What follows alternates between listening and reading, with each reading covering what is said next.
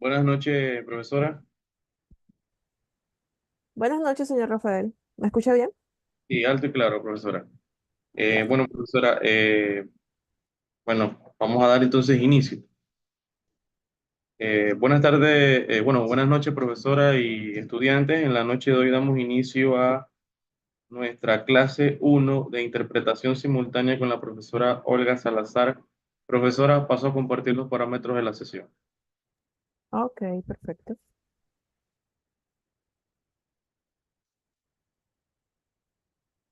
Estudiantes, estos son los parámetros de las sesiones por videoconferencia. Las sesiones se graban, o sea que podemos verlas nuevamente en la plataforma virtual. Les solicitamos que por favor silencien sus micrófonos y puedan activarlos cuando quieran hacer consultas o aportes con el permiso del docente. Le pedimos que mantenga su cámara activa. De no poder hacerlo, inverso excusa por el chat de Zoom, o de lo contrario serán retirados de la sesión y les serán restados puntos de la heterovaloración del docente. Miro como moderador y facilitar y apoyar en la parte técnica. Las consultas las hacemos por el chat personal o general. Les exhorto a tener bolígrafo y papel para hacer sus anotaciones y aprovechar al máximo las sesiones. Listo, profesora. Gracias, gracias. Voy a esperar 5 minutos para ver quién se integra a la clase. Si no se integra Perfecto, nadie, doy inicio. perfecto, profesor. Ok.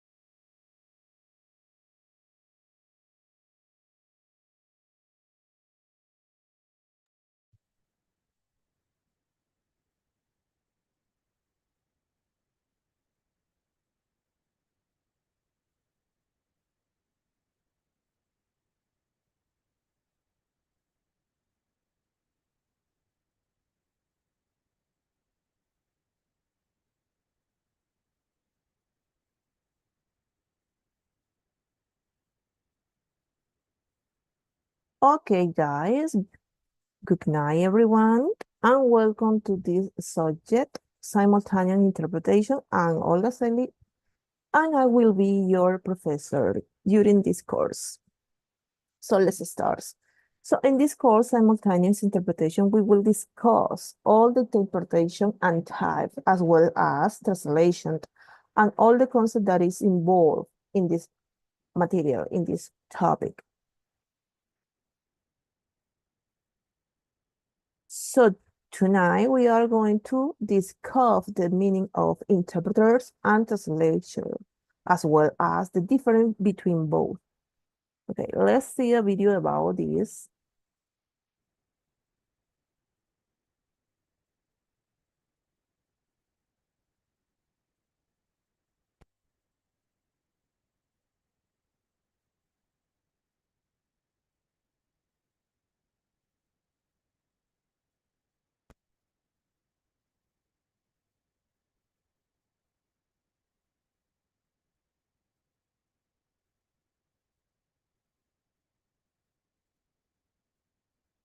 Once everything's perfectly organized, I'll start working on my thesis.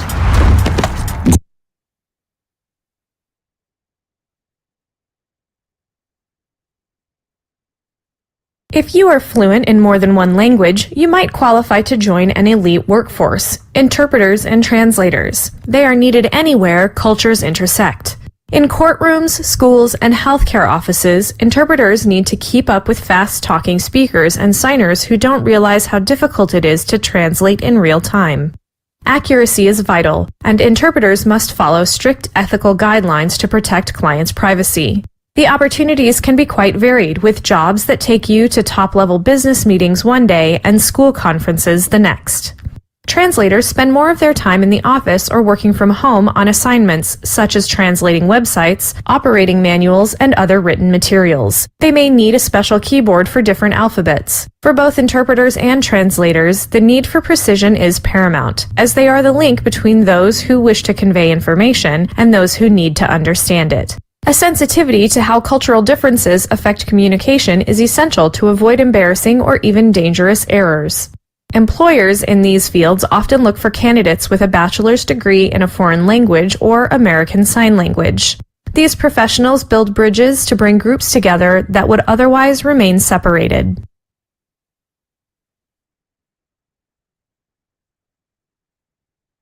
So as you see, we have seen already the concept of translation and interpretation. Translation deal with the writing words, and interpretation deal with spoken word. So they just translate the meaning or interpret the meaning of a word to another language.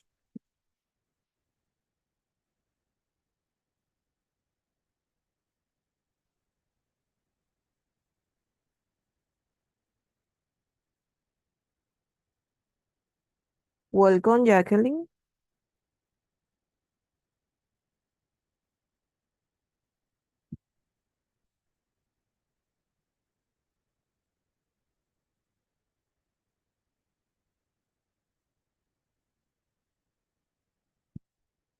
So interpreters and translators convert information from one language into another. Interpret a word with spoken or sign language and translate a word in writing language. So the translator, as I said, they translate writing text. And interpreters interpret, spoke, or sign language.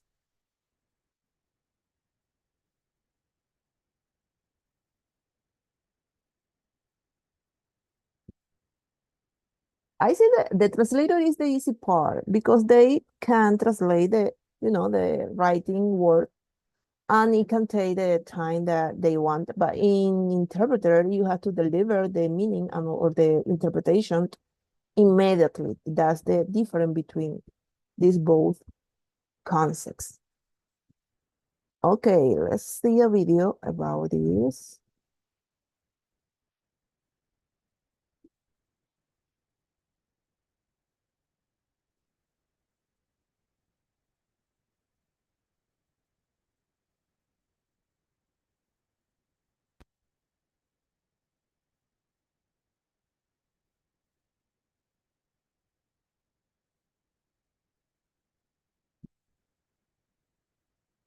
Si sientes que un perro te besó, es porque solo te cepillaste antes de dormir.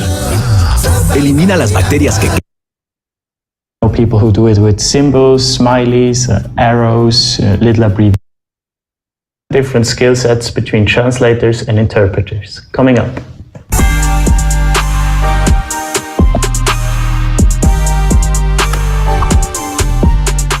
Hello and welcome back to the Freelanceverse. Happy 2021. I know that it's the first week of January when I'm filming this for you guys. So Happy New Year. I hope you have all your plans and your goals ready for the new year. Actually write them in the comments. Write your professional goals for this year in the comments so I can also kind of adapt my videos according to them so you get the most value from it. Today I have a rather quick video for you guys. I'm going to talk about the differences and the different skill sets you need to become a translator versus an interpreter. As many of you know, translator is kind of used often as an overarching term, synonymously for translators as well for interpreters. But technically that's not the case. It's really a different profession completely, and it also requires different people. So translators work with text, with written words as well as symbols. And the goal is basically to transfer the text from one language into another language as precisely and in most detail as possible, so that the target text is created that is basically a standalone from the original. So it shouldn't be seen as a translation, it should be its own thing. Interpreters, on the other hand, work with speech, with spoken words, and there the goal is to convey the meaning of a speech into another language. So the speech will always be related back to the original because it's mostly simultaneous. So there it's not about the details, it's about the meaning that's being conveyed. Even though the main goal of both the professions is transferring one language into another one, the skill sets are very different. Translators need to be willing to put in a lot of research. A lot of effort goes into research. You need to be perfect writers, basically. Writing needs to be your main skill.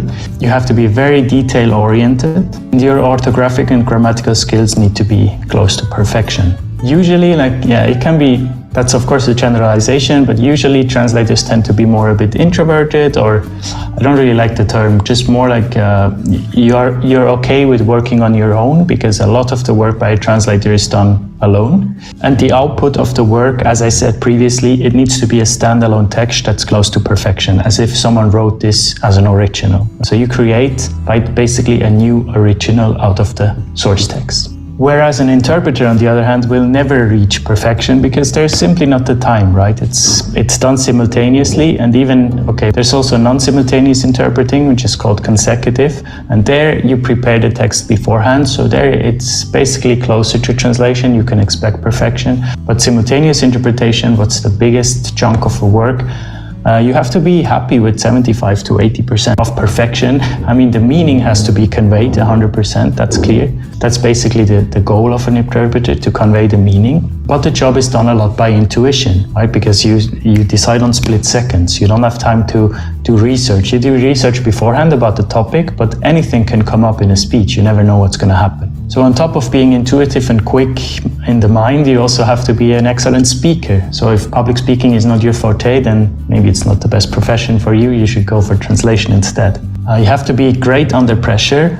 Pressure has to be your element. So yeah, I like to compare it often with, imagine you have a conversation with someone. Always after the conversation, maybe it's a bit heated, a bit emotional, and afterwards you have the good comebacks, you have the good witty comments in your mind that, I wish I said that. But you didn't, just on the spot, you didn't think of it. If that's you, because that's also me, then maybe translation is better.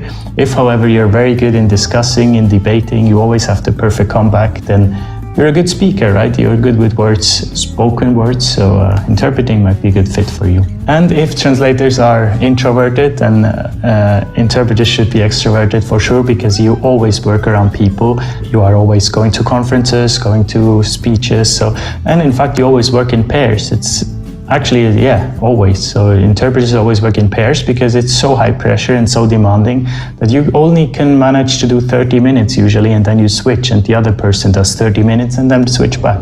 But even during the 30 minutes of your off time, you're still following the conversation. And whenever your peer is in trouble and you notice, you would give them hints, you help them back on track. So you're always focused, but the extreme focus of interpreting can only last for 30 minutes, more or less. Interpreters tend to be higher paid than translators in general, but of course that's also kind of makes sense if you think about it, because the high pressure situation is very demanding and it's much harder to get jobs, and you also have to travel there. It's much more effort, the whole thing, whereas translators can do more work that's paid but generally a bit lower, but it can equal out. So of course with experience you can also earn a lot as a translator. You don't need to be an interpreter for that. Plus, interpreters do much more education usually, so while you can make it as a translator without a degree, as an interpreter you definitely need one, and it's usually very demanding because you can't just show up and take notes as you normally would with words, because when you do an interpreting education you build your own system in your mind how you can take notes, and that's essential, right? I know people who do it with symbols, smileys, arrows, little abbreviations of words, and yeah, if you don't look at the notes, it doesn't look like a text. It's just things on the page that make sense for this specific interpreter, but it wouldn't make sense for you. So these things you have to train over years and years, very demanding education. So that leads to the fact that it's quite common that interpreters offer also translation services, but it's very rare that the translator would offer interpreting services, if that makes sense. I hope that gives you a good overview over the two professions. Let me know in the comments if you are planning to pursue a career in one of them, or even if an interpreter is watching this video. I would be curious, because I know a lot of translators are watching, they comment a lot, but I haven't heard yet of an interpreter, so let me know in the comments if you are one. And again, Happy New Year, don't forget to let me know your goals, and I see you next week with another video, probably a bit longer again. I took a little break from filming over the holidays, that's why this is a bit shorter. As he said, this is a demanding career because you have to make sure that you want to be a translator or an interpreter, because you need an special education and special skills to become an effective interpreter or translator. It's not for everyone. Sometimes when you start studying English, you have to decide between to be a teacher or to be an interpreter or translator, and focus on that way. But if you think that you can do it, do it. Just focus, just start learning, just start practice, because practice makes you the best in any topic, in any career.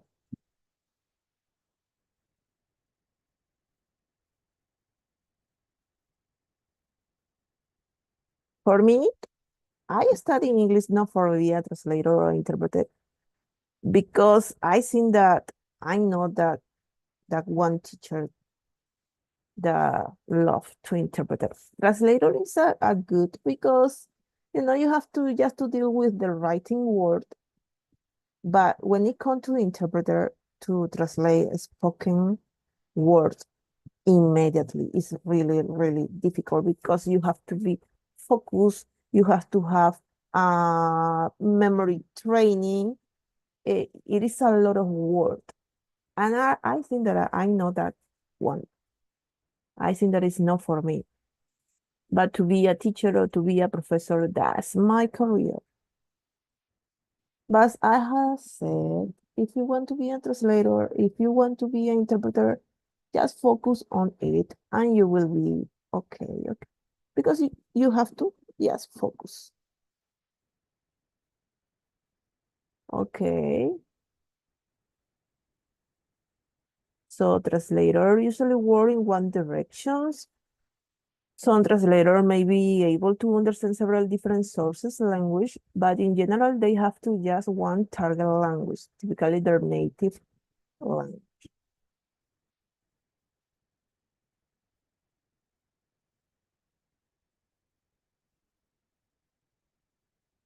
Okay, they have to be excellent, good writers in their native language. Translator not only understand the source language, but also write extremely well in the target language. So they are different skills that you have to master when you want to be a translator and interpreter. So let's see some skill that we must master if you want to be a translator.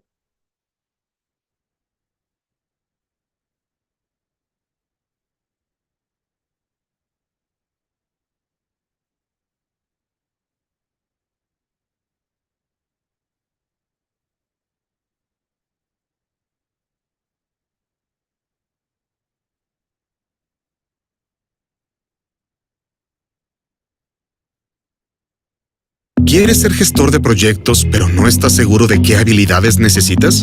El curso de preparación para certificación PMP de Udemy.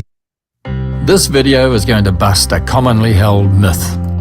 People often assume pretty much anyone who is well educated and speaks 2 languages will have the skills needed to produce good translations. Nope, yet, nine, not a chance. In fact, very few bilinguals have the combination of skills needed to be a professional translator. And this video is going to show you why that is.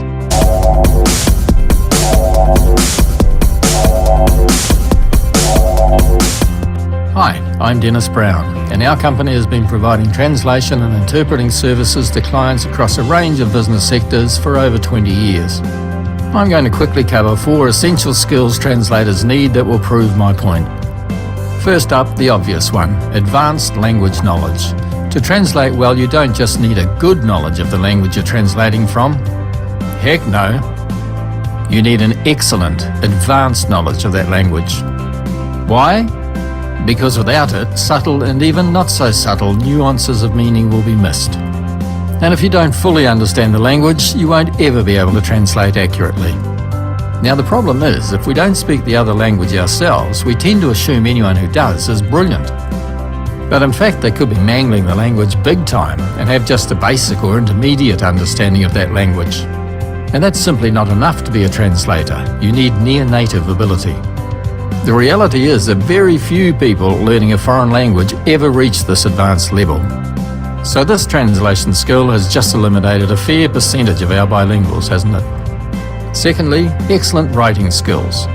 To be a good translator, you can't just be an adequate or okay writer in your target language. Heck no. You need to be an excellent writer, a wordsmith. You must have a way with words, be able to write with flair, pizzazz, elan. Why? Because your texts need to impress readers across a variety of styles.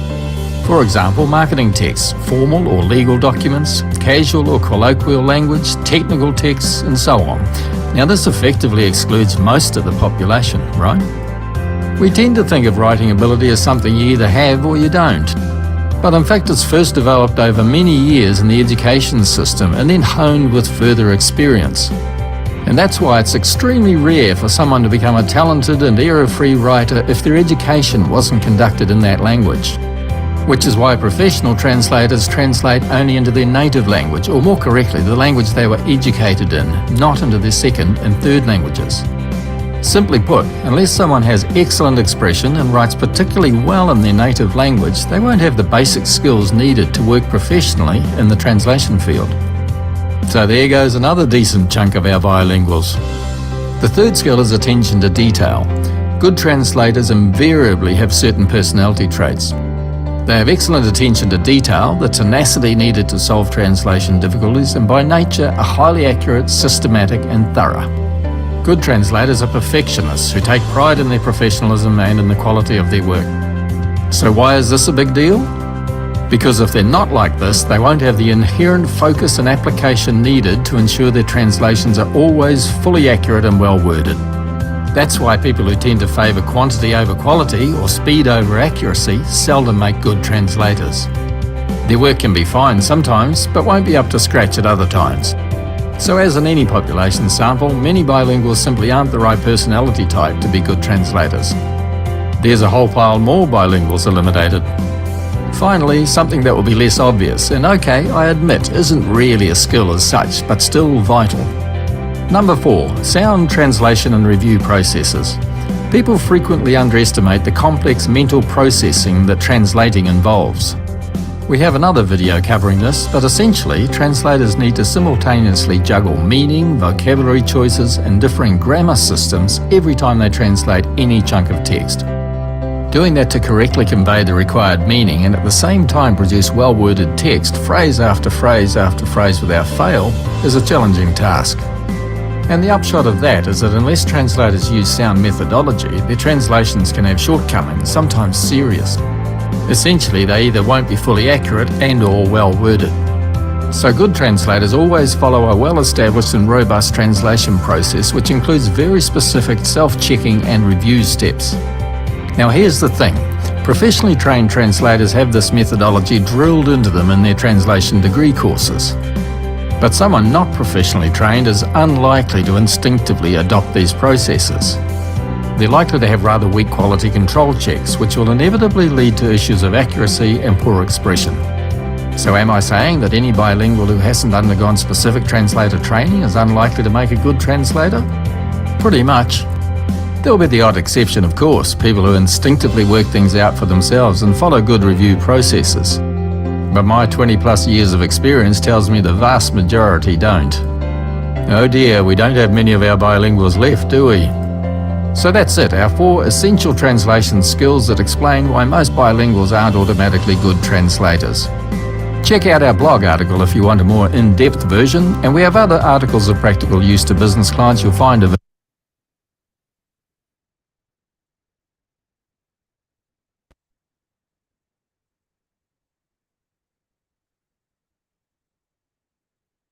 So there are so many skills and steps that you have to master before to become a good translator or interpreter.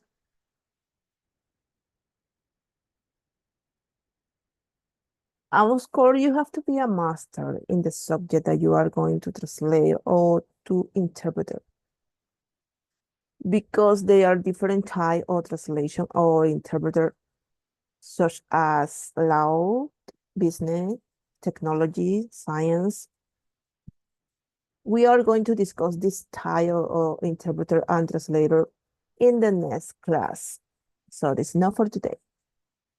So it means that we have different fields that you have to master, that you have to be able to translate or interpret the meaning depending on the word that you are doing. But there are so many fields. For example, you can be an interpreter for a lawyer. So you have to master the laws and the vocabulary that the lawyer is going to use.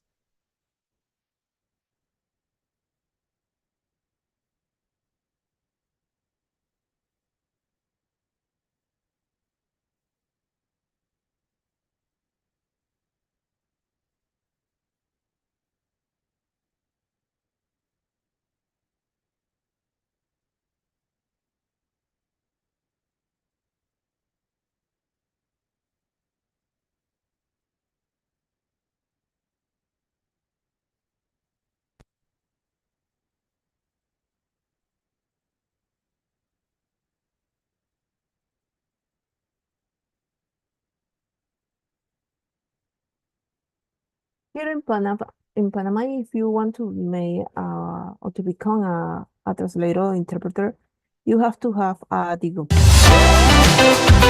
You have to take a test.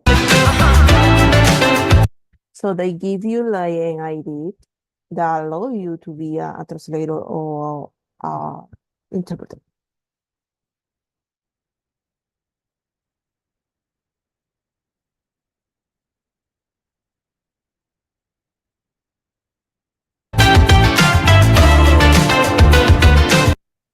There's an established 5-step language translation process that professional translators follow, but most people don't know about.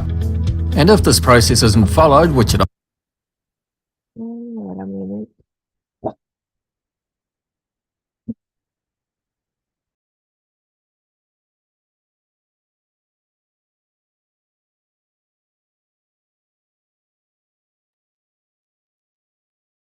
Okay, I think that this is almost the same that the one that we just saw. Let me check. Let me check.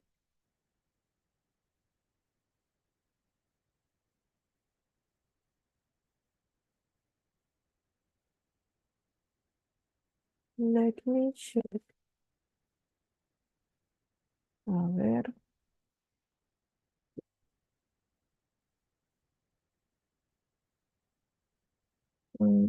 It is not the same. Okay.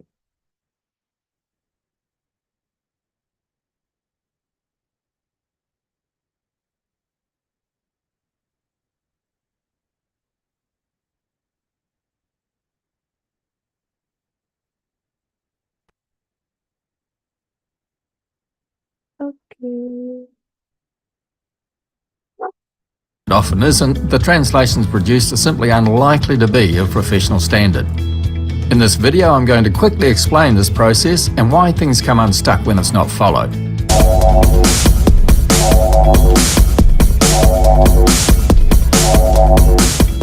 Hi, I'm Dennis Brown, and our company has been providing translation and interpreting services to clients across many business sectors for over 20 years. I'll dive right into these 5 steps in just a moment, but first, a quick question. What mental processing do you think translators have to do to translate a document? Well, for each phrase or section of text they translate, they need to firstly read and understand the source text, then keeping the meaning or message of that text in mind, select the most appropriate. Look to defy a step that you have to master if you want to be a translator. So read the text, retain the meaning, choose the vocabulary that you are going to use, follow the grammar structure, express the meaning, and use natural wording.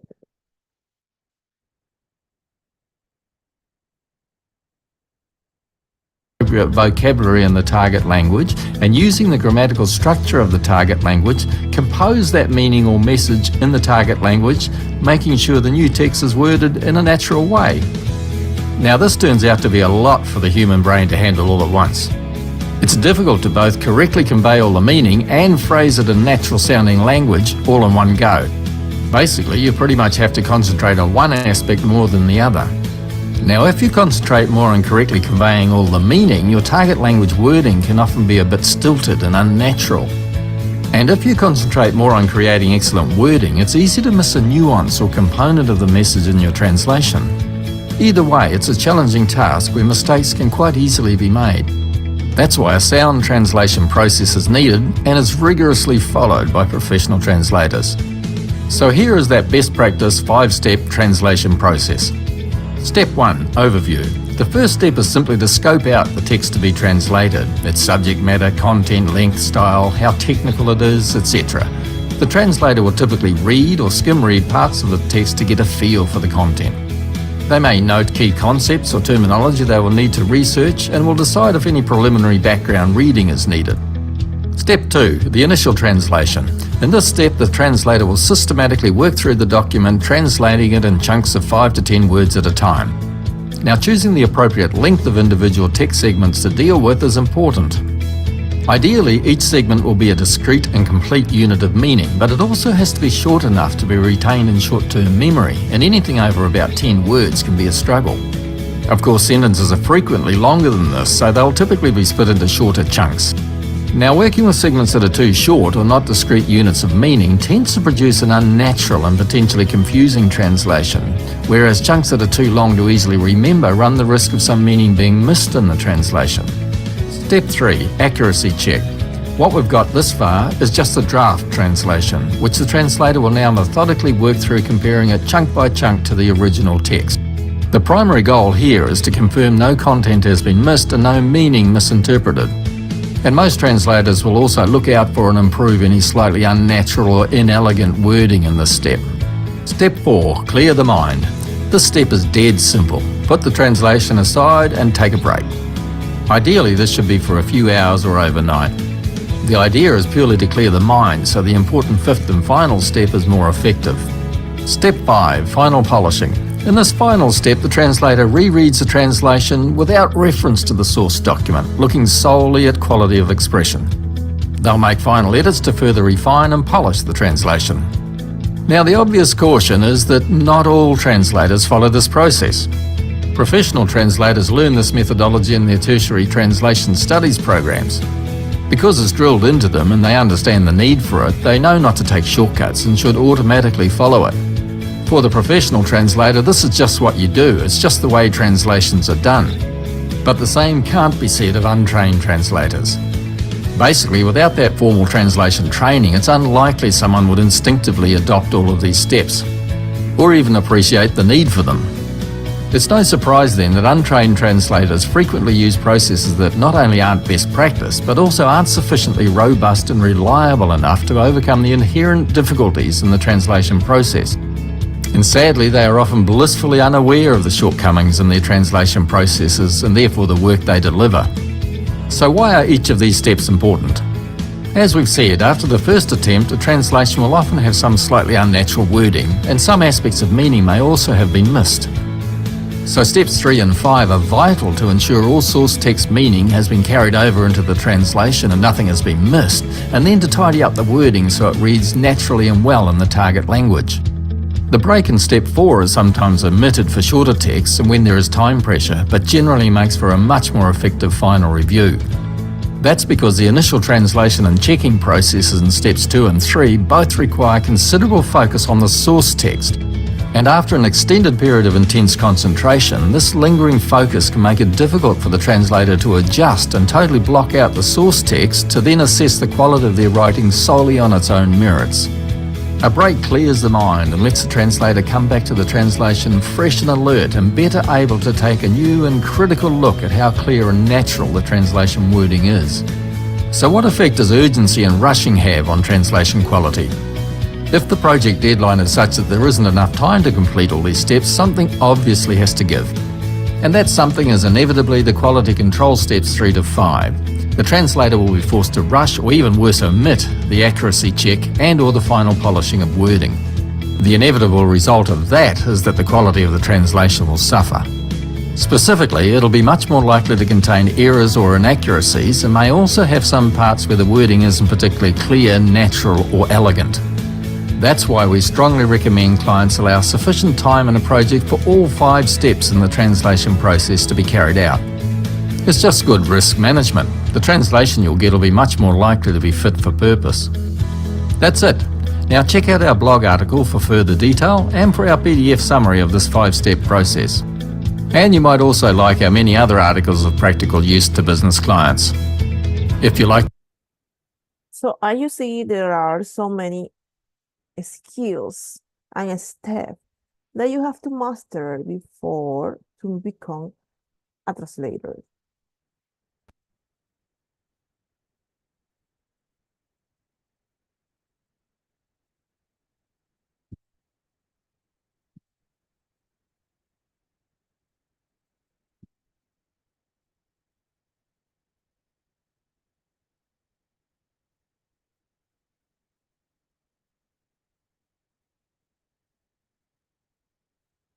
Okay, as a translator, there are so many difficult words that you have to translate into the target language. So you have to master all that kind of idioms that a language could have. So in many languages, there are differences in using the word you in formal and formal situations. And you have to be careful in order to translate that word.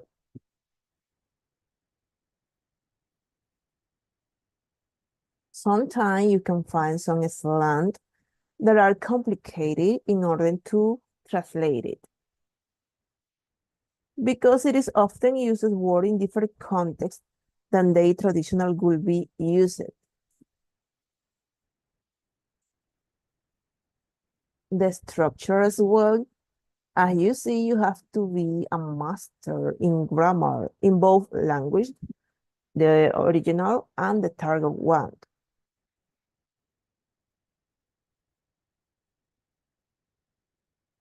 So, as I say, there are some expressions, idiomatic expressions, some sayings, some proverbs that are difficult to interpret. But you have to, to play with words and to find a way to express the meaning of the sentences of the word in the target language.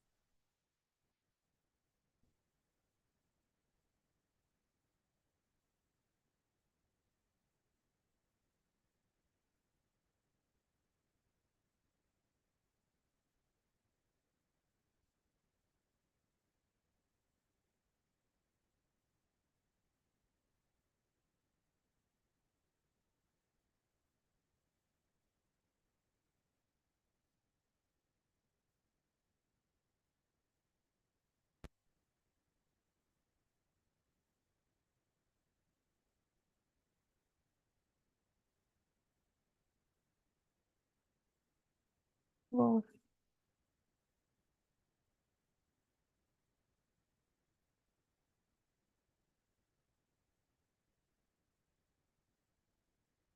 Okay, let's see if we can see the video, but it's not put up. Okay, let's show another one.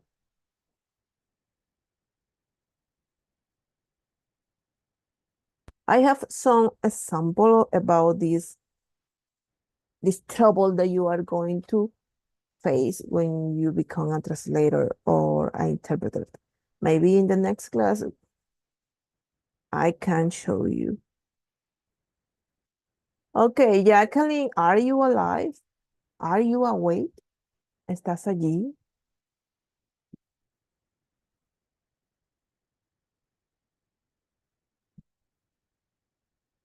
Okay, she's not. So I says that there are some idiomatic expressions that you have to master in order to translate it in the right meaning. Some of them, or for example, or one of them is break a leg. So you can translate this word like literally romper una pierna, but it's not the meaning. So you have to find a word that can explain in the target language the meaning of this idiomatic expression.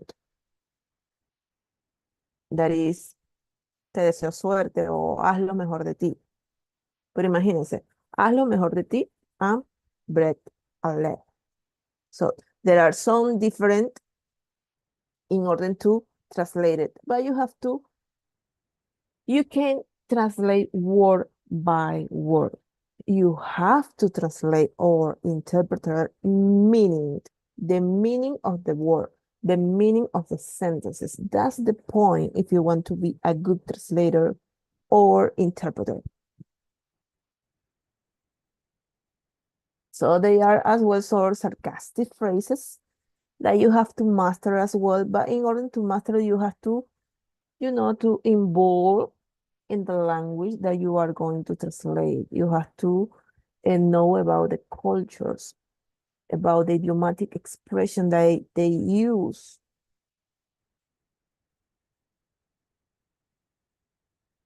And sometimes you can find some words that have different meaning, but you have to be able to identify the right meaning that you want to translate.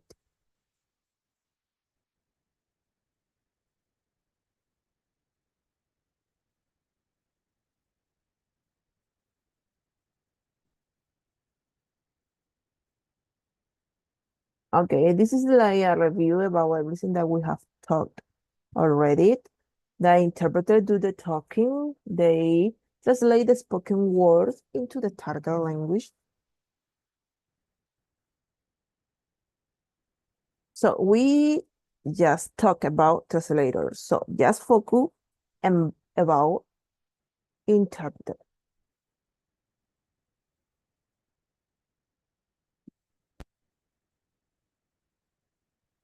Okay, let's see.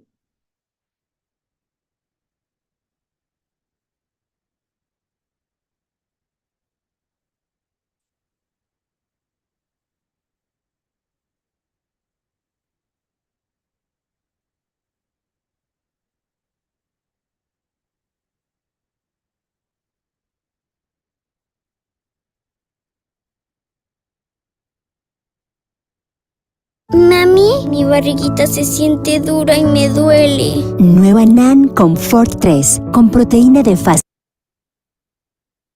Interpretation versus translation. Interpretation and translation are sometimes used interchangeably, but just how similar are they? Interpretation is a simultaneous process where speech is translated in real time without the use of any reference materials. Translation, on the other hand, requires much more precision, so translators can use tools and take their time as well. Now for the differences. Medium. A translator works with written text while an interpreter translates spoken words, often live. Direction. Interpreters need to translate source language into target language and vice versa. A translator only translates in one direction, from source language into target language. Skills. An interpreter requires a great memory and an ability to be quick on their feet. Translators need an in-depth understanding of the language along with excellent writing skills. Creativity.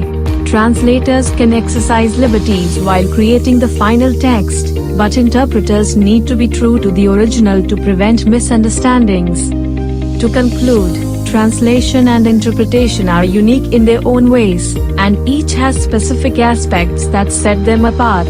To learn more about translation and interpretation, visit the Mascar website and view our services.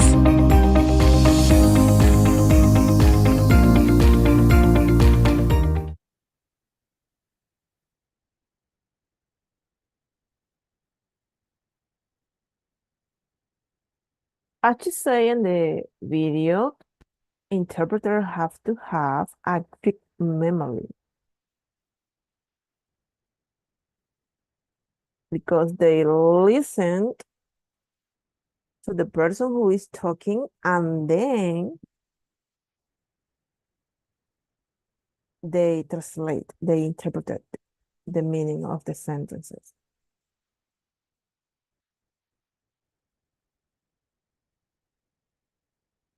So interpreters usually work in two directions. They are good speakers in their native language. Interpreters not only understand the source language, but also communicate extremely well in the target language. So often they specialize but at subject. As I said, you have to master the vocabulary that you are going to use if you are going to be an interpreter in the area of medicine or business or law or science. You have to specialize in the topic.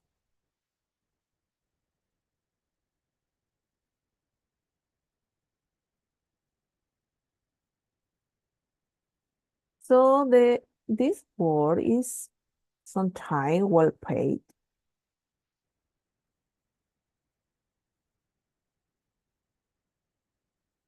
But it depends of the time that you are going to be the interpreter. Interpreter just work like 30 minutes and then they switch. But this information we are going to discuss in the next class.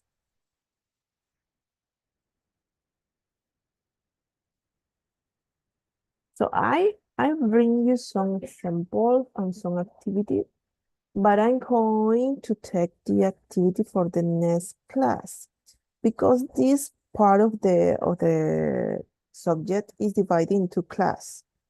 This one and the other one. When we finish the second class the next Tuesday, you are able to make the assignment that is in the platform. You have 2 reading and 2 videos. The video that they are in the platform is the same video that I use in the class. So it's better for you. And remember as well that you have some tests that you have to take. You have a test for each part of the subject. The subject is divided in 5 parts, and the 5 parts have reading, video, and test that you have to make.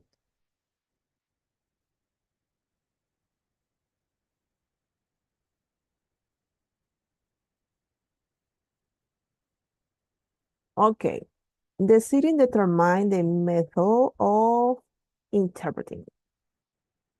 So it means that we have some type of interpreter that we are going to discuss.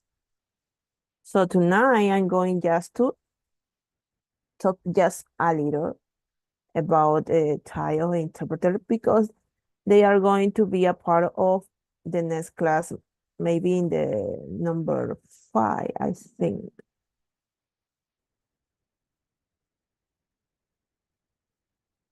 So let's see the type of interpretation.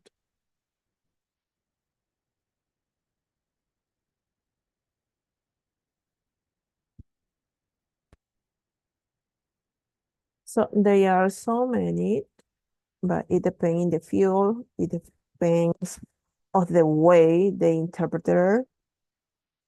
So let's see. But remember that today we are going just to define them. But in the next class, we are going to discuss the benefit, the disadvantage, and advantage of the interpretation. So don't be worried about it.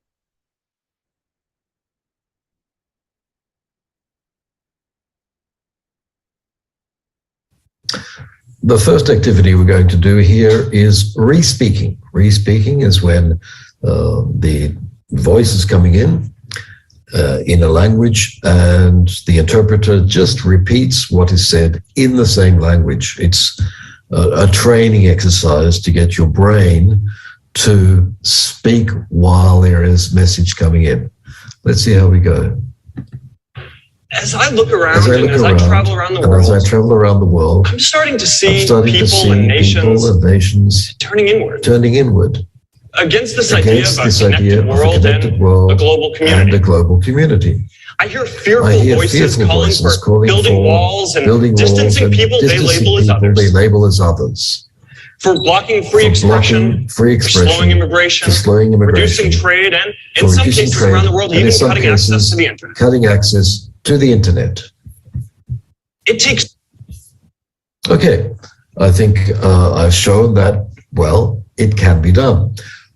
With headphones, with headphones. What does that show? Well, you can speak while you are listening. You might have to work at it a bit to get used to it, but it can be done. And if you can do that, then you're halfway to simultaneous interpreting. Now we'll try the same thing, but with a change of language. I'm going to do it into Catalan, so nobody can correct me, I hope. Let's see what happens. Listen for the ear voice span, okay? I'm not going to speak just as soon as I did when I was doing it into English. It'll be a bit later because I'll have to think about what to say, okay? As I look around and as I travel around the world, I'm starting to see people and nations turning inward against this idea of a connected world and a global community. I hear fearful voices calling for building walls and distancing people they label as others. For blocking free expression, slowing immigration, reducing trade, and in some cases around the world, even cutting access to the internet. The real access al internet. It takes. Okay, there you go. Can be done. Now, the next step is consecutive work. For consecutive, you get a piece of paper. You don't try to do stenography, shorthand. You don't try to get every word. You're simply going to get the main ideas, the structure of the discourse. And there's a video on that, a demonstration on Canvas. You're not going to see while I do this, but I'll get an image of what I've done and put that up so you can see the result, okay, as we go along. Let's listen to it again. As I look around and as I travel around the world, I'm starting to see people and nations turning inward against this idea of a connected world and a global community. I hear fearful voices calling for building walls and distancing people they label as others. For blocking free expression, for slowing immigration, reducing trade, and in some cases around the world, even cutting access to the internet. Okay, so I've got that on a bit of paper there that you can't see. I'll just read that back in English. I could read it back in another language. So, if you're doing it often, you would take notes in the language that's coming in. But if you already know the words you're going to use for a particular term, you can put the target language word down as well. So notes can be a mixture of languages, if you like. In this case, I did it in English. As I look around the world and travel, I see people and nations turning inward. They are working against the idea of a global community. They want to build walls against the other. People want to reduce immigration, reduce trade, and in some cases want to block access to the internet. Okay, that's what I did on the basis of my piece of paper. It wasn't giving everything that was in the original speech. I used compression. Why do you do that? First, because if you did everything that he said, the meeting, every conference would take twice as long. So you use consecutive interpreting to give the main points so that the meetings are more functional, basically. Bearing in mind that if the speaker is in English, many people understand English more or less, and so they would lean on the consecutive rendition simply as a means of support to ensure that they understood what was being done. So as you see, he talked about two main types of interpreted. There is simultaneous interpretation and consecutive interpretation. The difference between the both interpreters are that in simultaneous interpretation, you give the translator immediately. And in consecutive interpretation, you are able to take note about what is the person talking about. But of course, you don't have to write all the speeches. You take note. You use just symbols, just to remind you what he or she said. But don't worry, all this information we are going to discuss the next class. I just want you to, just to give you the definition of the main type of interpretation. This is the one simultaneous interpretation. So the interpreter listens to the spoken content through headphone and speak the interpreter word into a microphone. As soon as the interpreter grabs the general meaning of the statement, they begin their interpretation process.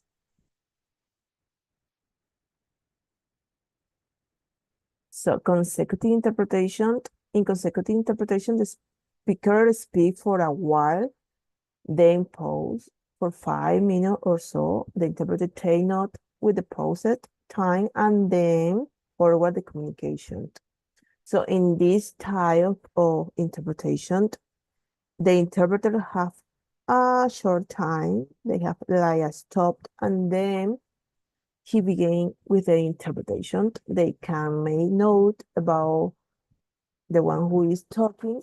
They may note just to make some reference, just to remind you what she or he said. So remember that you don't have that time, a long time to write everything he or she said.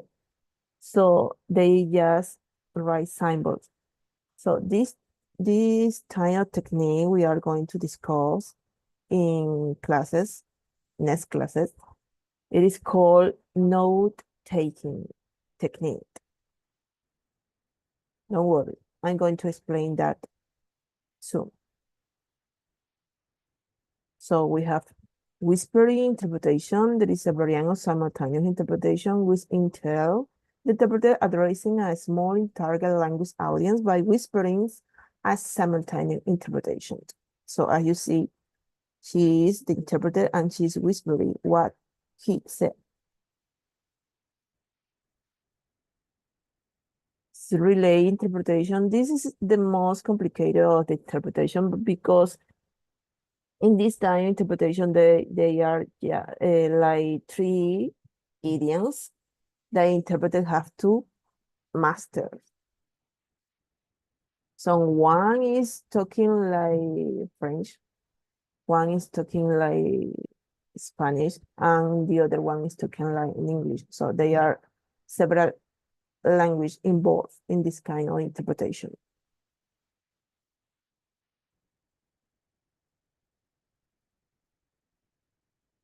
So this is another one. This depends upon the interpreter who translate into and out the source and language, target language, while the conversation is going on. This interpretation time is suitable for a small and informal situation. So there are some examples here, but I'm not going to, to extend in this explanation because we are going to discuss the next class.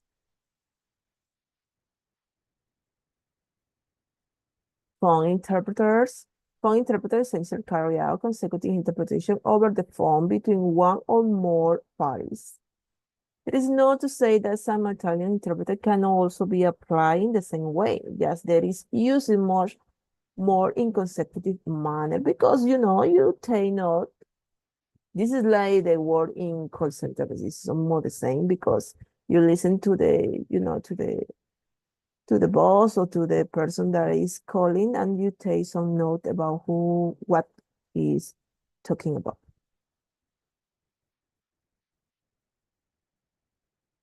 Phone interpreting is commonly used in public service and areas where physical interpreters are not possible. So in this time interpretation, they sometimes call to the interpreter and they translate. Like in these pictures, you have a doctor and you have a patient. So there is a interpreter that is translating what the doctor said to the kid.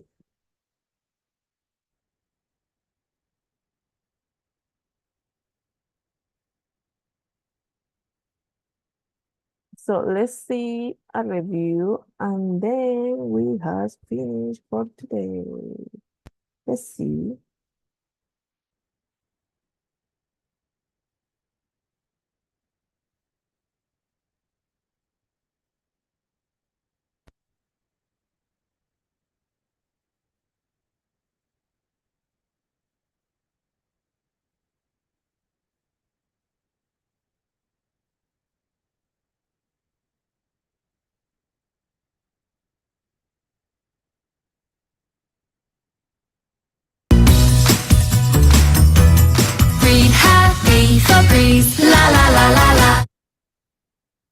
Hi, everyone. Today, I wanted to talk to you about translation versus interpretation.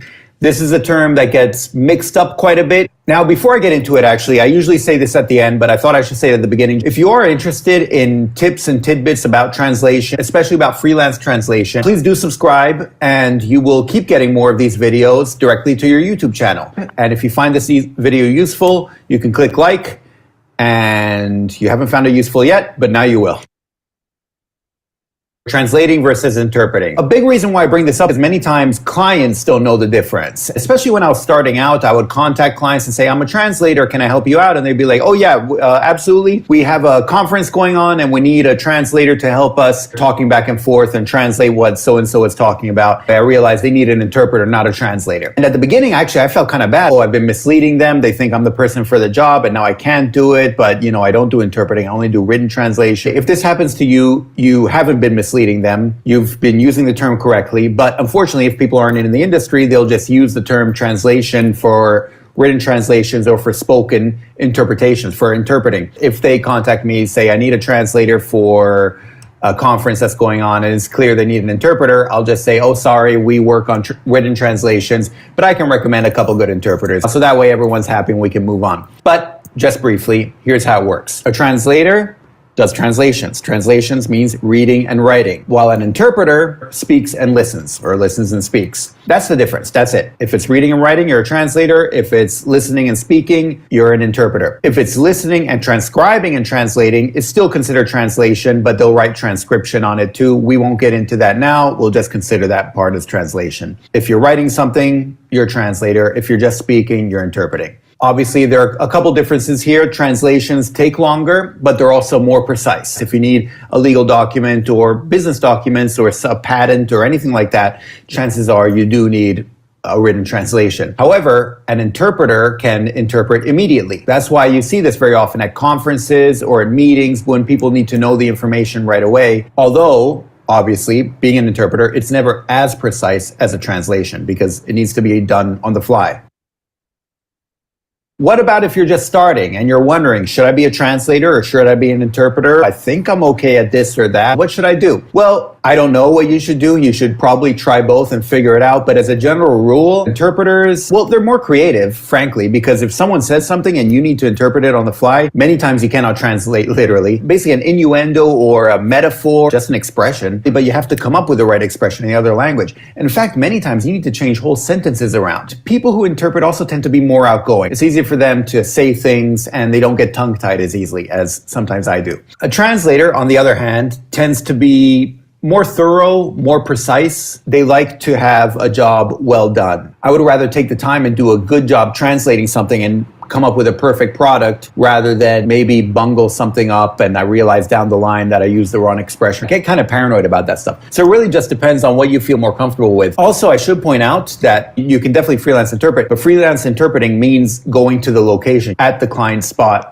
during the client's time. It means a lot of travel, which can be good. I'm a freelance translator, and that's what I talk about. Translation, I can kind of do it on my own time. I mean, I have deadlines, but I can work within those deadlines. I can do it at home, I can do it in a coffee shop where I want, and I kind of like that because then I can sit down, concentrate, do what I need to do. I don't want to be too biased about it, but I am a translator, I'm not an interpreter, and so that's how I feel. I should also point something out, always a bit better in one language rather than another. If you're a translator, you should be native in the target language rather than the source language. You're translating into the language and it needs to be perfect. The product that you give to the client needs to be perfect. But if you're an interpreter, it needs to be the other way around. You need to be native in the source language because you need to be able to pick up on these metaphors and innuendos and expressions like that. And then if you find a bit of a roundabout way to say it in the other language, that's fine, but you know what message you're trying to get across right away. And that's the important thing. So keep that in mind as well when you're thinking about becoming an interpreter or translator and seeing which venue or which road you want to follow. And just briefly, I'll also mention there are two different types of interpreters, simultaneous and consecutive interpreters. Simultaneous interpreters, they're the ones who, as I'm speaking, they're interpreting at the same time. At the UN or any one of those conferences, you'll see these simultaneous interpreters doing things right away. However, it's really hard because many times you need the right technology, the right venue to hire these. So many times what you'll do is you'll get a consecutive interpreter. They let the speaker speak, they'll say a couple sentences, and then the interpreter will say those sentences back. Sometimes, in fact, you'll see them taking notes. So you'll see this in more business meetings or things that are a bit more informal. So that's pretty much it. I hope that did help, and I hope you found that useful and interesting. Those are the main differences between interpreters and translators. If I missed anything, feel free to let me know. And if you'd like me to discuss anything else in the future, feel free to let me know in the comments below. Otherwise, I hope this helps out. And if you are thinking of becoming either a translator or interpreter, I hope this helps in making your mind up a little bit. I'll see you in the next video. Thanks. Bye. Okay, this was an excellent video, like a review about everything that we have talked tonight. So this is all for today. I hope you enjoy the class. Remember that you have to complete all the assignment in the platform. You have two reading and two video that you have to complete as well as a test. Okay, please don't miss the test.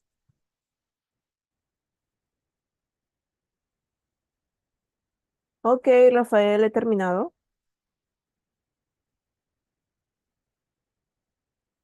Listo, profesora. Bueno, estudiantes, y si no tenemos más consultas o aportes, damos como finalizada la sesión de la noche de hoy. Buenas noches, Gracias, Rafael. profesora.